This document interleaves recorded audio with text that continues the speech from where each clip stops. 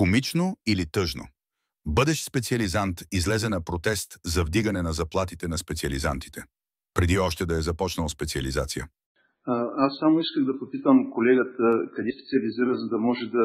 Аз не специализирам, аз съм студент по медицина. Въпросът е защо аз съм отпред на тези протести. Отговорът ще ви го дам, защото специализантите ги е страх да излязат. Доктор Мария Росенова. Специализант съм в многопрофилната болница за активно лечение в Велико Търново. Специализирам в хирургия. И бих казала, че относно заплащането, аз лично не мога да кажа, че не съм доволна, не съм удовлетворена и съм благодарна на нашите ръководители, че ни подкрепят. Видеото се върти из мрежата и буди логични въпроси. Как точно знае колко тежък е трудът? Или просто репетира за бъдещото недоволство?